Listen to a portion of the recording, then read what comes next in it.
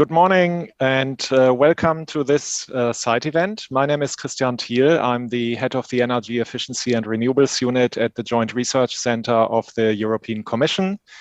And today I'm your moderator for this site event.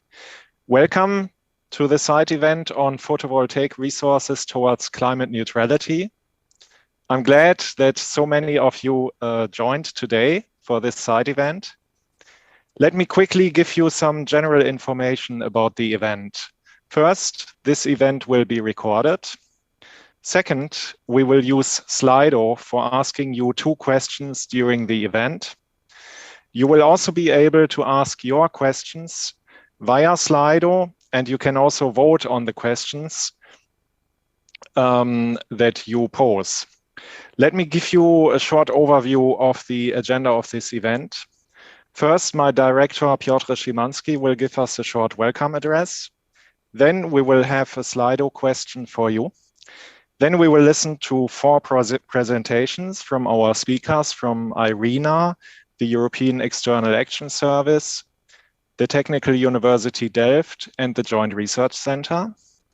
They will cover topics from resource mapping, tools, communication, and education, as well as experiences from local PV deployment implementation. We will actually collect all the questions that you can ask during the course of the event via Slido, and we will cover them all in one joint Q&A session towards the end of this session. So there will not be the possibility to directly ask questions after each presentation, but instead we will do it towards the end. Directly after the 4 presentations, we will ask you another Slido question. Then we have the Q&A that I just mentioned and a discussion. Then last but not least, we will wrap up the session. The whole session will not last more than 1 hour. Our intention is also to prepare a short written output, either as a Science for Policy brief or perspective paper in a journal. We will do this in the next weeks, and we will observe the Chatham House rules for this, so we will not identify who said what during the event. Last but not least, you can use the virtual EU Pavillion where you registered for this event to connect to anyone from this session and obviously also from other sessions.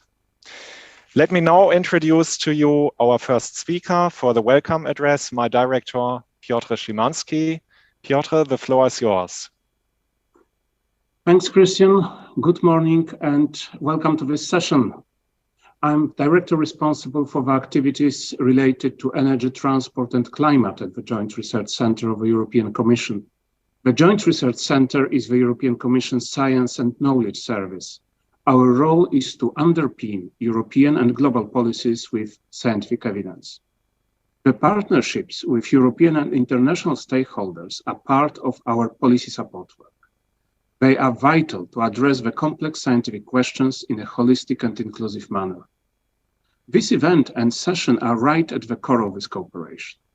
We have with us today distinguished speakers from different organizations in various parts of the world. They will present different and complementing perspectives on how to accelerate further the uptake of solar photovoltaics. Photovoltaics will play a central role in achieving our climate ambitions and making our energy systems more resilient.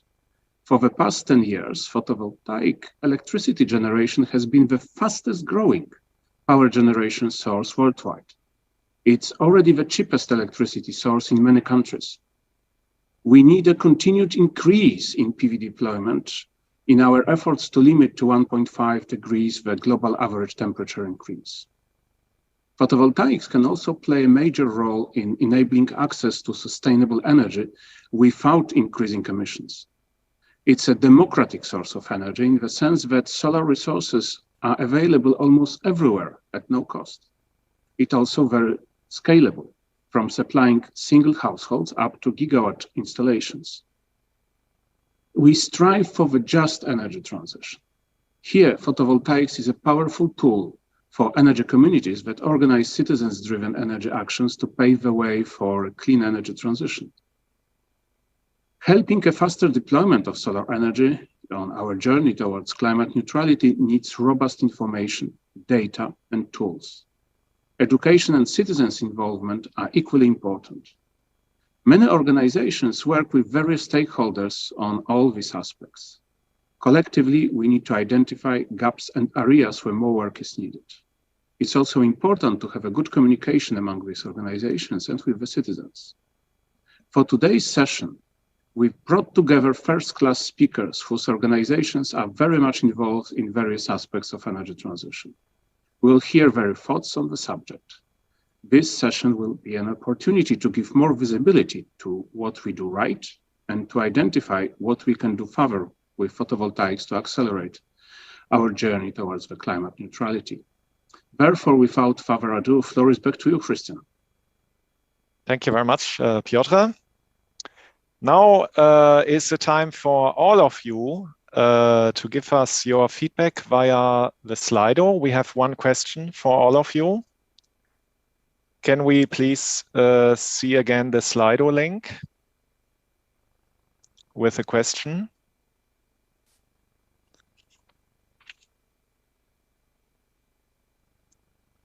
Okay, so here you see the link. What are the challenges to deploy solar PV faster? So please give us in a few words your feedback on this. We will have altogether 4 minutes for this.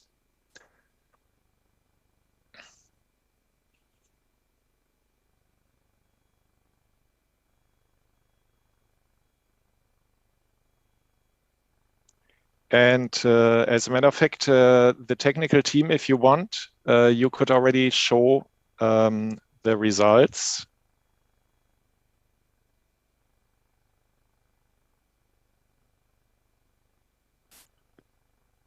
Okay, we see prominently finance coming out.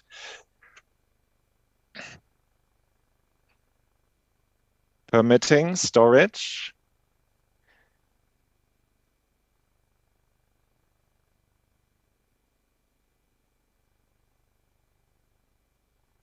Strong commitment to policies also.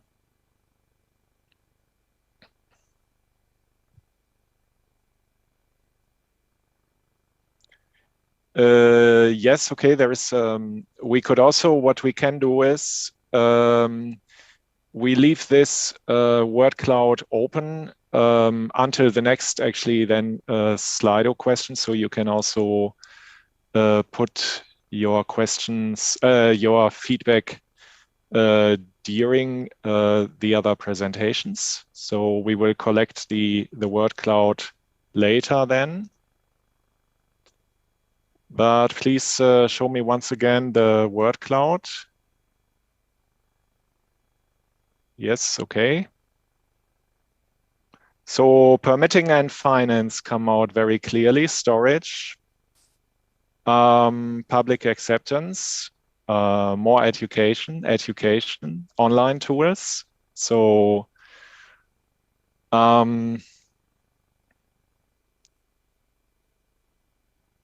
as I said, we will leave this still open. So you can continue to put in your feedback there. And in parallel, please don't forget to ask your questions also in the Slido Q&A tab, rather than in the chat to the Zoom event. So now we can actually start with the first presentation. Let me please now introduce you to Iman Gerbouj from the International Renewable Energy Agency. And she will talk to us about PV mapping for cities, solar city simulator for rooftop solar PV implementation. Iman, the floor is yours. Thank you. Good morning, everyone. So as specified, my talk is about the IRENA Solar City Simulator, which is a free online tool developed to support cities in the area of project planning and development. Next slide, please. So the IRENA simulator is considered as an innovative solution because it allows citywide assessment of the solar PV technical potential, considering the local context of the city, mainly the roof angles and the obstruction from the surrounding obstacles.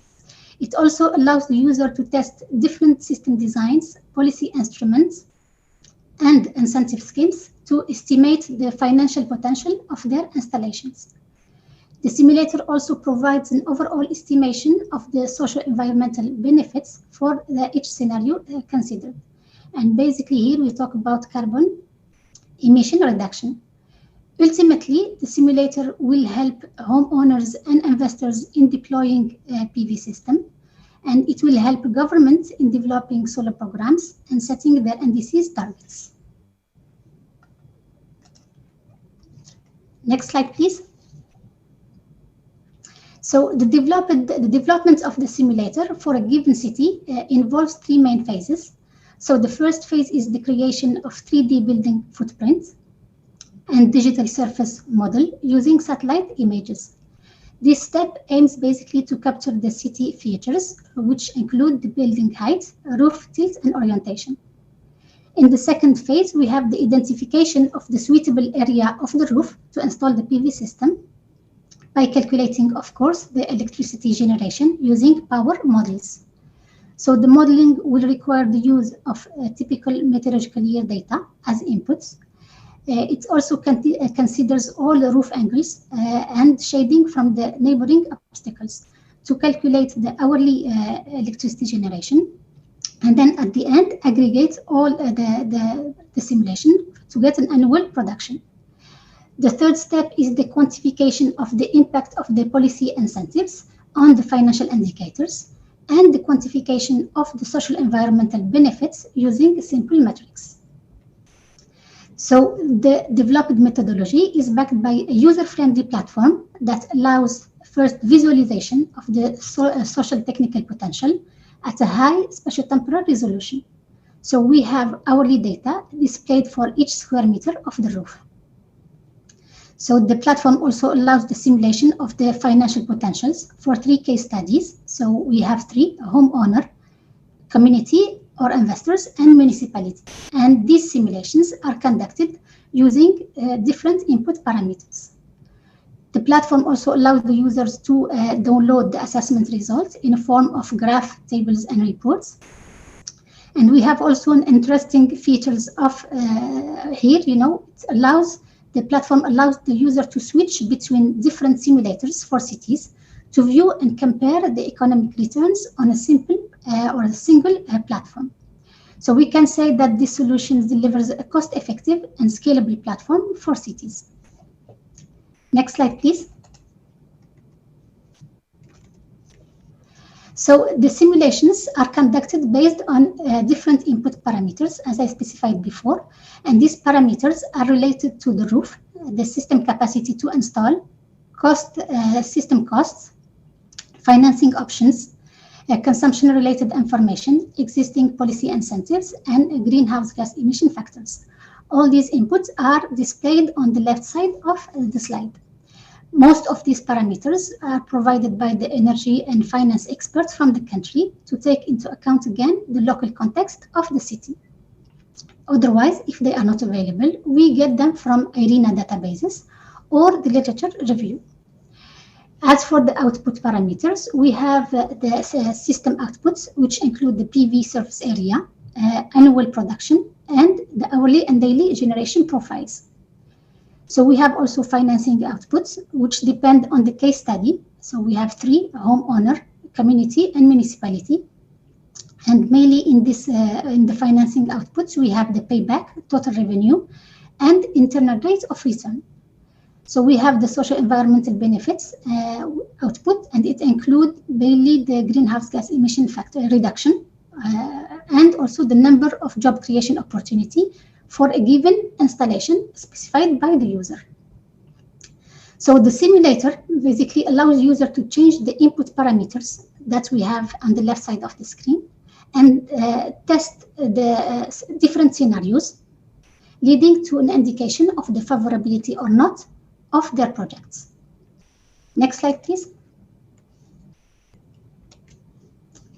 So IRENA applied the methodology of the Solar City Simulator to assist 23 cities all over the world, mainly in Africa and small islands. So the simulator are currently available for 17 cities, including Kasese in Uganda, that was the first pilot city, 3 markets in Nigeria, Victoria in Seychelles, Port Louis in Mauritius, and Khartoum in Sudan. So we have 6 simulators that are under development, and 2 simulators will be released at the end of the month. So the developed simulators for the African cities specifically would empower individuals and community to deploy a rooftop PV system and increase the energy access. The simulator also would support the government to enhance solar programs, as we can see, for instance, in Kasese in Uganda and Khartoum in Sudan, where the community are facing energy access challenges. In Victoria in Seychelles and Port Louis in Mauritius, where the these 2 countries have land availability constraints. We have the case of Sokoto, Kaduna, and Jimeta in Nigeria, where shops in markets are powered using diesel generators. And finally, in Mali and in Bamako, in Mali, and Sao Tome and Principe, where the administrative cities and hospitals are highly affected by the power cuts. Okay, Iman, I think you need to come to the conclusions, please. Yes. So, okay, I will jump to the conclusion then. Oh, okay. A quick, just here, it's the main simulator of the main page of the Solar City Simulator, where the user can see basically how we can select one roof on the map, and then how the output will be displayed directly here on the simulator, and they can change the inputs basically on set inputs. So to conclude this short presentation, we would say that the Solar City Simulator would provide the cities with the necessary information to deploy rooftop PV system, design policies, and develop solar programs. We can say also that we have created enabling conditions based on applied science in the area of project planning and development. And most importantly, we have maintained proactive development of the simulator with the countries to ensure the public will get most benefits of the platform. With this, I conclude my presentation. Thank you. Thank you very much, Iman. I remind all the participants that you can ask your questions to Iman and all the other speakers via the Slido Q&A tab. And then we will, and then you can also vote on those. And we will then try to answer at least some of those questions in the Q&A session later. Now we go to our next speaker. Our next speaker is Andrea Tanasa from the delegation of the European Union to Benin. She will present to us how EU delegations and local stakeholders can use the best scientific data for local energy planning and implementation, a case study from Benin. Andrea, the floor is yours.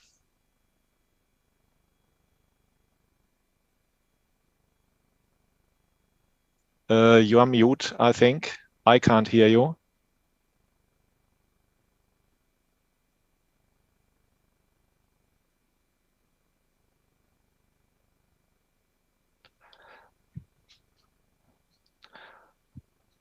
Andrea just communicated to us in the morning that in the delegations, they had quite a severe problem with the internet connection just before the session. It looks like that now we have problem with the voice. Andrea, can you try again to speak? Maybe we have some voice now. Now.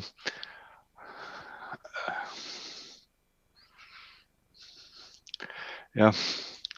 So Christian, maybe yes. I suggest while we try to see if we can fix Andreas' issues with the microphone, that maybe Shandor, you start to guide us through the slides, and then we see when Andrea is available, she can phase in.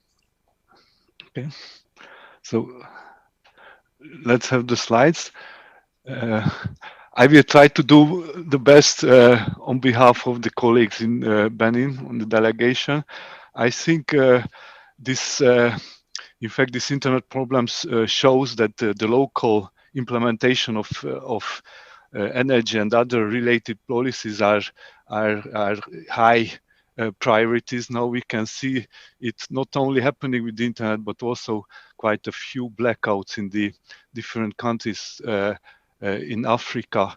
We see that there are quite huge challenging and the implementation requires quite concentrated efforts. The EU, with the help of delegations, tries to set up for each developing country, each African country, specific objectives also related to the different SDGs, and also they try to identify the policies that needs to be reformed. So the basic objectives for Benin identified for the period 2021-26, they would like to reach self-sufficiency in energy.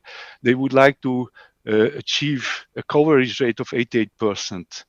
In Benin, we can see it's quite challenging. It's at the moment it's 44% of the population has access to electricity, but there are good sides of it. The portfolio is quite different what we have in Europe. Of this coverage, 39% of the energy produced is already renewables. The reform, the concrete reform they identified in the country, they need to establish a good transmission cooperation with the different operators in the region. They have to refine the financial instruments that will help to scale up renewable energies.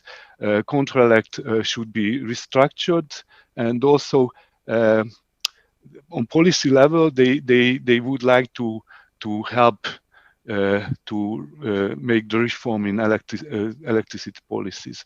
There are some key facts for the renewable energy project implementations. 5 big solar plants are in the pipeline with totaling together 100 megawatt peak. There are already plans for 750 electrification of different communities in Benin. There is a relatively bigger hydroelectric plan in the pipeline, and with the restructuring, maybe this even can be scaled up. Next slide, please. So with the European concentrated efforts on the Team Europe initiative, the investments in green energy can help at the same time 3 related SDGs, not only the SDG on energy, but SDG 7, 13, and the group of SDGs connected to different social parameters in the countries. This not only will improve the situation with the electrification, this will give a boost of the economy in Benin, employment, and it will also give very strong focus on the climate. A country like Benin, with the change to clean cooking, e-waste management, and renewable energy, can have an impact on all these factors, which will lead to a good climate performance as well. Next slide, please. So to achieve this, the EU delegations tries to channel the information from all over the world, the high quality, robust information that they can make a well-informed decision on the energy policies. It requires a lot of different dimensions. Of course, all the local information that are presented on different mapping exercises are important. That, for example, that was shown for the cities just in the previous presentation. The comparison of different energy technologies, let it be renewables with the traditional energy, compared on the local side, what are the benefits, advantages, and the opportunities, and also the real costs are very important in this aspect. Also, the the energy atlas comparing the different renewable energy sources, the communities' various preferences and opportunities is an important factor in the local decision making. I mean, of course, decision makers in the country wants to make a full benefit of the available sources. They want to use this also to move on with the policy agenda because they need to deliver in their provinces. And also, I think more concretely, delegation helps to implement energy-related feasibility study for solar energy, but for health instruments in the country where they can have the combination of renewable energy a very high impact on the social and health dimension of the population. Next slide, please. Excuse me. Good morning. Yes. Can you finally hear me? This is Andrea. Andrea is back. Okay. So please, Andrea, I give the floor back to you. Thanks. Yeah. And Andrea, though, we have to, let's say, try to keep it within some time. So if you could try to bring home the main message within 2 minutes, that would be great. I understand. I really apologize. The AIS server is down. All the delegations are down. So I'm connecting via hotspot. So I understand that Sandoz already presented in summary the context for Benin. So as you have seen, the government has a really ambitious program for the period 2021-2026.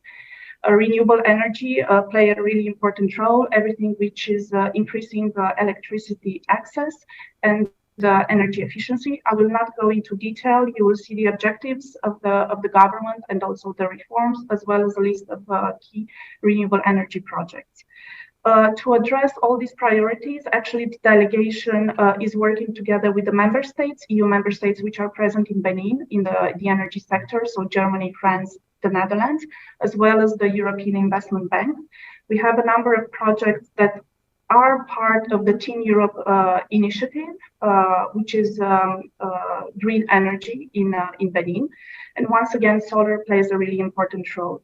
The EU, together with the Agence Française de Développement, has actually financed the construction of a 25 megawatt solar power plant in Ilou-Lofan, the project that is sold. And there is a second phase, which is planned, extending the capacity to 50 megawatt. Now, what I would also mention as a priority program for the EU in Benin is a program that focuses on capacity building and support to reforms in the energy sector. And in this framework, actually, we are working on 3 main projects that Sandoz just presented. It's the National Information System for Benin, an atlas on renewable energy, out of which solar, of course, plays a really important role given the high potential for solar production in Benin. And 2 other feasibility studies that are aiming to set up the basis for 2 programs of electrification. One focused on social infrastructure, the 5S solar program, and also another one that focuses on electrification of border localities. And how these projects are playing, we really recognize the importance of having consistent and reliable data in order to have a robust energy sector. We are trying to build everything which is policy development and implementation, as well as development, formulation, and implementation of key projects on complete data and up-to-date data. And we have been working together with the Joint Research Center, with colleagues here present, actually, to see how a tool developed by the Joint Research Center, the Clean Energy Access Tool, as part of the Africa Knowledge Platform, can help us develop our priorities and our projects. And you have just seen 3 maps. These are like snapshots from the Clean Energy Access Tool. And what is important to see is for now, they are focusing on electrification of health centers, but of course, there is a lot of potential to expand this tool to other social infrastructure or other types of consumers. So Andrea, Yes, Andrea, sorry, you have to come to the conclusions, please. Yes, apologies. So as a conclusion, it's really important for us to have available such tools to help us into our daily work. This is also very well received by the Beninese government. We have been in touch with the Ministry of Energy, the Ministry of Health, and an agency that is dealing with health infrastructures. There are other partners which are present in Benin. The colleagues from the GRC have been working together with the GIZ and the Energy and the Access to Energy Institute. And the plan for the future is to see how this tool can be improved and how data can be fed in and checked with the data on the ground in order to set up future investment programs. So we are looking into a big program that is prioritized by the government for the electrification of 750 social infrastructures, as well as the 2 programs that we're setting up based on the feasibility studies which are ongoing. I think we can, I would rather conclude here. Apologies that I couldn't really go into detail given the problems encountered, but in case there are questions, I'm happy to get back to the audience. Thank you very much, Andrea. In general, I think these presentations, as we have very little time, they are more appetizers. So please feel free to later also get back, even not in this session, but even beyond, to get back directly to the speakers if you want to understand better or elaborate or cooperate. And again, let me remind you, you can ask your questions in the Slido Q&A tab. Now, the next speaker is René van Zwaay from Delft University of Technology, and he will talk to us on how to communicate the latest tech development to the local communities, business developers, technicians, and installers. René, the floor is yours. Yes, thank you, for your invitation and for the opportunity to speak. Can we go to the next slide, please? Go to the next one. I mean, this discussion question. I would like to start with this slide. And before I go to this slide, my background is now in education. We have heard about the efforts to install PV installations everywhere in the world and to a great amount. And for that, we need people in the end. And these people at some point need to be educated. They need to be trained to be able to understand what they are doing. And for that effort at the Delft University of Technology, we try to educate people, first of all, on campus by a master program like Sustainable Energy Technology, but we try also to do that online. And then I come to this slide. And if you look at this slide, you see the insulation across the world, as measured by NASA. And as everybody knows, the insulation is more stable in the areas around the equator. And if you go further away from the equator, then the insulation varies more strongly because of the seasons. What you also see is the fraction of the population living on Earth. And then you will see that around the equator, let's say 50 to 50% of the 50 to 75% of the population lives, which means that for them it's very beneficial to install PV, and not only that, that means that they also need to be educated in that field. Go to the next slide, please. Well, our vision at Delft University about education is as follows. Next part. We want to offer a set of courses and that relate to a PV profile so that we can educate young engineers. So we have both online and on-campus courses, but not all people can come on campus. So we have more or less proprietary courses that we use at university. We have elective courses that you can choose. And then we find several specializations. So let's first go to the proprietary courses. These are courses of which we have a on-campus equivalent, like PV Basics, which obviously tells the basics of the PV. then I do together with my colleague Arno Smets, we do PV technologies, in which we discuss several PV technologies in great detail, but also the physics behind the concepts that are used. And we have PV systems by Olinda Wijapela. Then we have a number of elective courses. And in these elective courses, we focus on modeling of PV solar cells, but also on modeling of PV systems. If you carry on, then learners also have the opportunity to follow a PV lab, and they can do that if they are on campus, obviously in our physical lab, but we have made a virtual PV lab so that people can do online, can design their PV systems and also play around with light sources, with different technologies, and see how that works. Finally, at the bottom, you see a PV processing course, of which we have also both on campus, but also online a version. Well, that leads to a set of courses that can train learners to become a PV design engineer or a field engineer or a processing engineer. So a design engineer will be able to design PV systems in a certain area, urban city, for instance, but also anywhere else.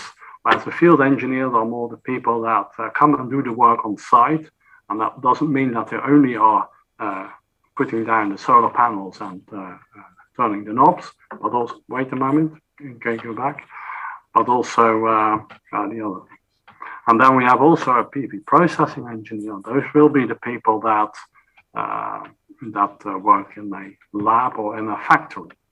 For that, we offer courses at bachelor level. We have a MOOC on solar energy by Professor Arno Smets, but we also have MOOCs on master level. That's the next part. And these master level MOOCs, they form what we call a so-called micromaster. On top of that, we have profets. That means professional education. That means that people that would like to go further, would like to learn more about the education, can follow some more in-depth topics. The master level course and the micromaster is also supported by a free ebook that you can find on Kindle. Next slide, please. Well, if you look at how our learners are distributed around the world, and if you compare that with the first slide, then you see that many of the learners live in the part where the insulation is varying least. So in the part around the equator, if you like, where most of the population lives, and that's also where most of our learners. So they are very well dedicated to those people who I would say need the most about this type of education. Go to the next slide. In the next slide, you see that about 25% of the learners are students from a variety of universities, or learners living in some spaces but not being able to go to the city to follow education. But also 70% are professionals, so people that simply want to go into another direction. They come often sometimes from the field of oil and mining, and they want to move to either wind energy or solar energy in this case. If you go to the next slide, you see the age distributions and also the distribution of females. Well, you see that in accordance with the fact that many are students, the age distribution peaks at the mid-20s, but also people are very much interested when they get older, simply want to follow these courses because they want to know how it works. The female contribution is unfortunately still below 18%, and obviously we hope we would be able to increase that too. So if we go to the next slide. René, could you come to the conclusions, please? This is the last slide, Christian. Okay, so what I would, this would have been a video, but we are not showing the video. But this person comes from Colombia, and he followed the course of Arno Smets of solar energy, the MOOC, the Massive Open Online Course. And he was telling actually in this video that he made for us that he was limited in electricity, had his own generator, but following that course, he had been able to design his own PV system and install it. And now he's running his own solar PV installation company. And with that, I would like to conclude my presentation. Thank you very much, René. We are a little bit behind schedule, so what I propose now is that we actually, in parallel to the next presentation, we will start the next Slido question from us to you. So the technical team, can you please quickly show the Slido with the next question? Is that the next question? Shandor, can you please, in the background, check with our technical team if this is the question we wanted to ask? That's the one. That's the one, please. So if you can please enter some of your feedback on this, like a few words or one word. That we will run in the background, and then I have the pleasure to introduce you to our last speaker, Ana Martinez from the Joint Research Center. She will present to us PVGIS as a cost-free online tool to estimate PV potential anywhere. Ana, the floor is yours. Thank you very much, and hi everyone. We know that we need to drastically increase solar deployment everywhere to achieve climate neutrality. And to support this, and at the speed we need it is essential to use data-driven tools such as the Solar City Simulator or the Clean Energy Access Tool for Africa, introduced by our previous speakers, and also the PVS tool, of which I will talk about now. And one of the benefits of these non-commercial options is that they can easily be used for educational purposes. PVS is a web application that provides PV-related data for any location in almost parts of the world. More specifically, it provides PV production estimates for different technologies, hourly or aggregated solar radiation, and typical meteorological year data. It's available for free with no need to register, and also available in 5 different languages, and provides an API for a more automatic access and for large-scale requests. PVS has been used this year already by more than 5 million unique users and served over 600 million data requests. Next slide, please. And how does it work? Well, in the graphical interface of the web app, the user needs to select an allocation, optionally some PV system parameters, depending on the tool, and then PVGIS identifies the closest point with a spatial resolution up to 5 kilometers. Then it calculates on the fly the hourly PV production over the complete time series, considering shadow from local terrain, spectral content, etc. And finally, it shows the user the output of monthly and yearly values of PV production. It is also possible to get hourly values and to get the data in different formats. Next slide. Right, at the very beginning, PVGIS relied on interpolated ground station data, which requires regular maintenance. It's not available everywhere, and where long-time series are rare. Next. The gradual incorporation of more modern datasets have enabled the use of hourly values of global and direct horizontal irradiation. And next. Recently, in the 5.2 version, we have added reanalysis data from Meta 5 to cover areas where we don't have satellite data. Next slide. Perfect. This is an overview of the default irradiance databases in PVGIS, and we have given here preference to databases with smaller bias, but not necessarily with the most up-to-date data, over using radiation data from Meta 5 reanalysis, for example. But of course, the user can select whatever they prefer. Next slide. PVGIS offers different functionality. We click next. Perfect. As you can see here on the left tabs, it's possible to analyze the performance of a grid-connected PV. Next. Where the only thing, previous one, please. Where the only thing the user needs to remember is to click on a point in the map. Everything else can be left by default. But of course, the user can select the type of PV technology, PV power, along with the orientation and inclination of the modules, which can also be optimized. Next slide. PV's users can also estimate the PV potential for tracking PV systems. Click next. With different tracking mounting options here. A bit simplified for vertical axis at the top, the module is mounted on a vertical rotating axis that follows the sun.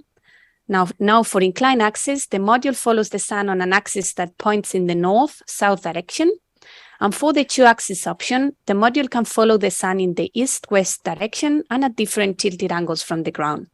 Next slide. From the point of view of areas like sub-Saharan Africa, where access to the central grid is limited, the off-grid tab could be useful for sizing of mini projects without needing to feed into the national grid system. Here, it is possible to include a battery, certain consumption per day, and optionally also a consumption file if the default considered by PVs, where most of the energy is consumed in the evening, is not a good fit. And in the output at the bottom, we can see how towards the cooler months in the middle, the battery gets empty most days, whereas in the warmer season, there are some days where the battery gets full. And the user can play here with the PV array size or the battery size to find an optimal setup for their needs. Now, we're working now on some more analysis to update the coefficients of the PV performance model. Some initial tests suggest that PV use is underestimating annual energy yield around 2 to 4% on average. We also aim to enable automatic estimation of building shades for PV estimates, and also to adapt to PV use for emerging technologies such as bifacial PV modules. Now, on the graph to the left here, you can see how the number of hits in millions in PV use is significantly larger this year in yellow compared to the past 3 years, and the same for the number of unique visitors on the right. We don't know the exact reason for this. We hypothesize it might be the case for almost all tools related to renewables due to the current political climate around energy. And just a curiosity, since I started this short presentation, PVs may have had a total of about 13,000 requests. Now, to finalize, as the PV sector grows rapidly, independent, publicly accessible, and free-to-use information sources remain important for citizens and communities all over the world. PVs is a pioneer tool that has become a reference in the sector with a successful track record now of more than 20 years. Its results can be used as an independent source, both for users and installers. We highlight here that the API is useful to do large-scale requests, to create maps, and to embed it into other tools. And if PVs users need support, there is always a team at the other end of this email address. And with that, I conclude. Thank you very much. Thank you very much, Anna. Can I please ask the technical team to show us the results of the second Slido question? Okay, I see here, those are the results that we have up to now. How can we improve the impact of PV mapping? Data from household PV, so probably to validate also this the mapping, use local communities, education, better data, providing virtual and also offline. We will leave this poll open, so you can still enter whatever you would like to enter there. And in the background or on the Slido window, you can then see the results immediately. Let me now come to the Q&A. While we are still collecting questions in the Slido Q&A tab, let me maybe ask one question to Iman. What do you need to add more cities into your Solar Cities simulator, Iman? Yes, thank you for the question. Basically, the usual process that we follow here in IRENA, we should get a request from the country, an official request from the country requesting the support of IRENA to develop the simulator for their cities. So that's the criteria, I would say. And of course, the country, if they can show and demonstrate that they have already solar programs, existing solar programs, or they want to develop solar programs and they need help to support to develop solar programs. So for sure, that's another asset, I would say, to accept the the request and proceed with the development. Okay, thank you very much, Iman. Now a question to Andrea. What more do you need from science to support your work in helping local energy planning and implementation? Do you have a wish list? Yes, thank you. Thank you very much. So my answer can be twofold. First of all, I can answer from the point of view of Benin and also from the point of view of delegation. As participants have already pointed out, of course, there is a really high need of financing. But at the same time, if we focus on available data and on improving the quality of data available and statistics tools and modeling tools, I could say that, for instance, in terms of energy planning, there has been quite a lot of progress on everything which is electrification on grid, but there is still a gap in terms of off-grid electrification. So we are looking forward to working with partners, with JRC, on everything that means really being able to analyze the potential for the development of renewable energy throughout all the technologies, and depending on the particular type of sites where an installation will be installed. So as I mentioned, for instance, social infrastructure is quite a big priority for the government, for us as well. So we are looking into possibility of seeing exactly how schools or health centers could be electrified, either on grid or off grid, looking into different variables in order to prioritize the areas to be electrified. Thank you. Thank you very much, Andrea. Now I have a question to René. René, you highlighted actually that the gender balance in your course participants is not so good. What is your strategy to improve the gender balance of your course participants? Sorry, you are mute. Gender balance is indeed very much lean towards the male population. It's, of course, a $65 million question, how to improve that.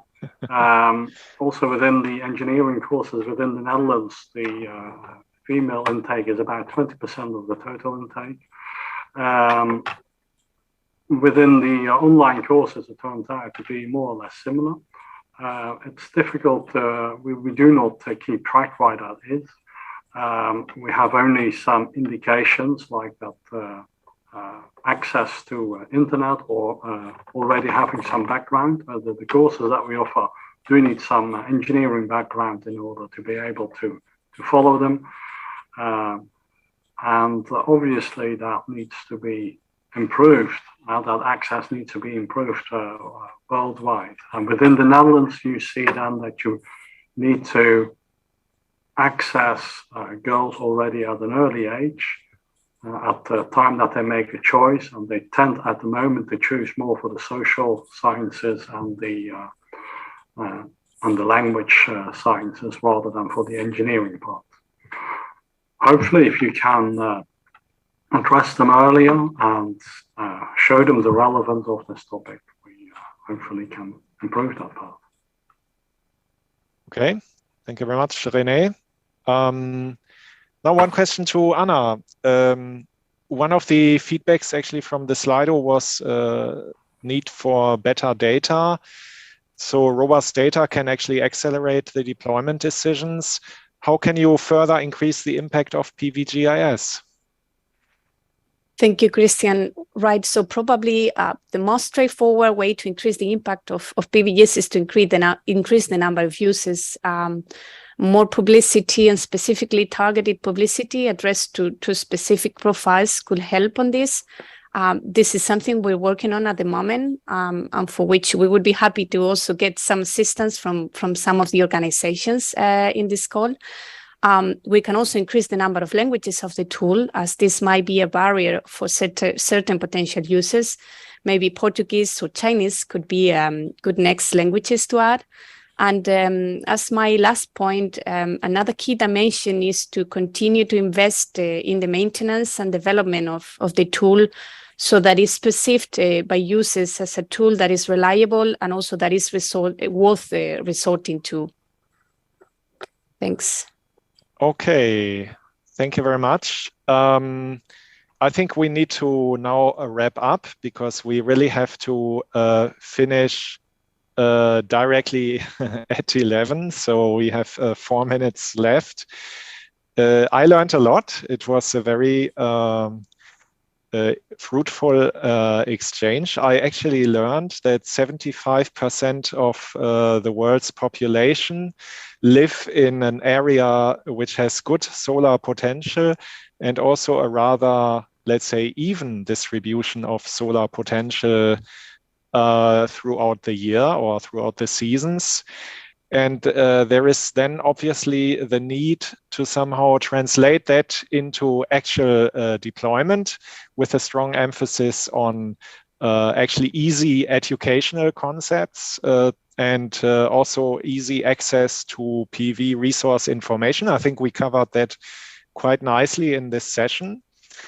There is obviously the need to take into account local circumstances, not just for the resources, but also for urban or rural environment, also off-grid systems, also maybe a special focus on educational facilities, healthcare facilities, especially when we look at sub-Saharan Africa. In the Slidos, there was a lot of emphasis in the first Slido question on financing and also permitting. We did not cover that directly here in this session, but I believe that also the information systems, the tools that we saw today, and also the education can actually help, and they are a powerful way to create more confidence in PV investments. So, as I said, we will try to somehow also gather a written output out of this. So we will try to do a short science for policy brief or a short perspective paper in a journal. We will liaise with the speakers on this. And hopefully with this session, we made a small but important step towards a more deployment of renewables. That's what we really need, faster and more. So let me now, in the end, again, thank all the speakers for their really nice presentations. The organizational team, both from the virtual EU COP27 Pavilion, but also my team, Anna, Shandor, and also Nigel, who worked on the event. And again, there is a way to stay in contact. So you can use actually where you registered for this session. You can actually network with others, participants, and also speakers. And having said all that, thank you once again very much. And I wish you all a great day and a good continuation of COP27 and other side events. Thank you and goodbye. Thank you.